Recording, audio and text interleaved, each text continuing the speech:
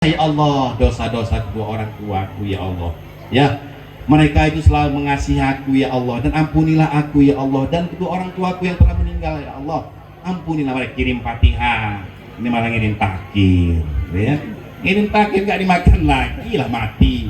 Ini ada sajen di kuburan yang makan ngangon. Ini ada, saya pernah jadi tukang angon dulu ya, ada yang datang, saya makan nggak apa-apa, sehat malah ya. Iya, di situ. Jadi kirim Al-Fatihah. Alah Pak, enggak nyampe. Siapa yang ngomong enggak nyampe? Dia sudah pernah mati ya. Nek wis tahu mati yang cerita, percaya aku dia urip maneh. Ya. Jadi yang itu sampai. Kalau kita orang NU itu sampai Bapak ya. Orang yang lain tuh enggak sampai katanya. Ya karena dia pernah tahu ada orang mati cerita mungkin ya. Iya, cuma lampir mungkin cerita. Nah, jadi kita kirim Al-Fatihah nggak apa-apa. Ada 3 hari, ada 7 hari, ada 10 hari. Tapi nggak apa-apa mau 3 hari bener ya. Mau hari yang keempat nggak apa-apa. Yang penting ini yang kita salah tadi. Yang mau 7 hari nian misalnya ya, nggak apa-apa. Pas hari ke-8, hari ke-9, hari ke-10 nggak apa-apa. Jangan hitung hari. Yang penting kita doakan orang tua kita. Itulah anak yang soleh, yang soleha. Dia ya kalau misalnya kita misalnya karena orang tua kita nggak bisa, kita sedekah boleh. Ini untuk ibu saya, misalnya ibu punya uang, jangan uang dari maling, uang ibu misalnya ya. Nah ini saya, ini ada misalnya orang minta-minta ya sedekahku ya, ini untuk ibu saya, ini saya, sampai itu ya. Itu yang anak yang soleh, yang soleha. Pak, anak aku lah namanya soleh Pak, gawinnya maling terus.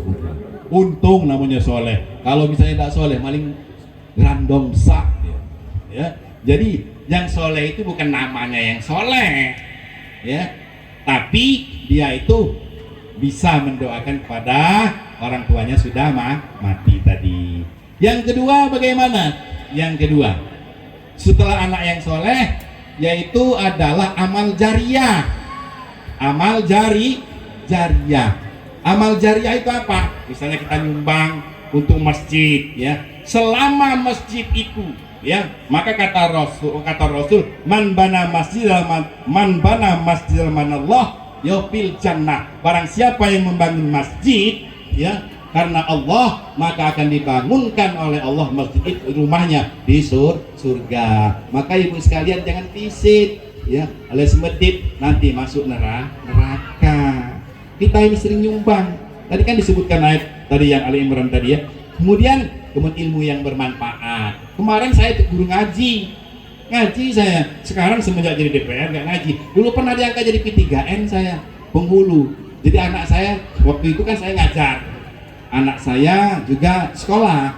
Kemudian waktu ada yang nikah, saya kan nggak ngajar Pak. Saya tinggalkan sebentar kan, paling setengah jam ya. Kemudian ditanya sama anak saya, untuk Bapak mau ngendi orang ngulang ngawini wong.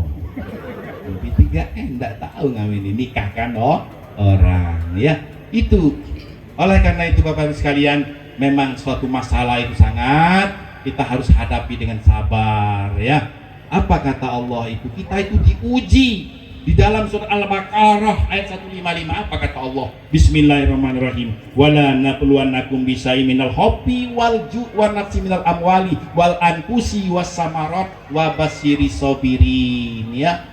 Allazina idza asabathum musibah qalu inna lillahi wa inna ilaihi raji'un. Iya. Jadi kita ini akan dicoba oleh Allah dengan beberapa musibah. Kemarin kita dicoba dengan corona ya. Akhirnya apa? Banyak yang meninggal.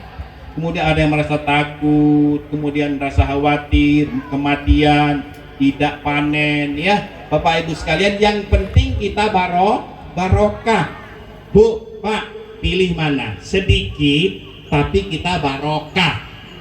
Ya, sedikit tapi cukup. Banyak tapi nggak cukup, pilih mana? Sedikit tapi cukup, banyak tapi nggak cukup, pilih mana?